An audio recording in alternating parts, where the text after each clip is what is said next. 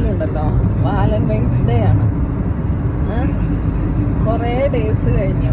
മറ്റേ hug day കഴിഞ്ഞു, promise day കഴിഞ്ഞു, പിന്നെന്തായിരുന്നു, ചോക്ലേറ്റ് ഡേ കഴിഞ്ഞു, അങ്ങനെ എന്തൊക്കെയോ പറഞ്ഞു. കുറേ ഡേയ്സ് കഴിഞ്ഞു. അങ്ങനെ വാലന്റൈൻസ് ഡേ എത്തി. എന്നിട്ട് എന്തോ തന്നെനിക്ക്. കഴിഞ്ഞ വർഷം ഞാനൊരു ചോക്ലേറ്റ് എന്തെന്ന് ചോദിച്ചപ്പോൾ 1 മാസം ബാഗിൽ ഇരുന്ന് ചോക്ലേറ്റ് എടുത്ത് തന്ന ആളാ. ഇപ്പൊ അതുപോലും ഇല്ല.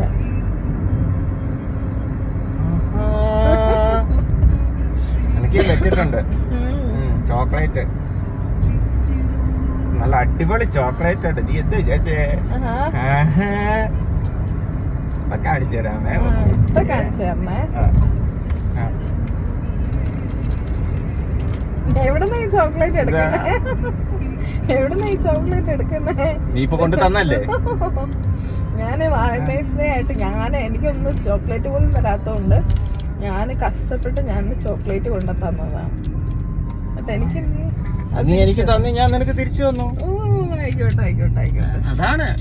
അതാണ് സ്നേഹം. മനസ്സിലാക്കിയാ മതി.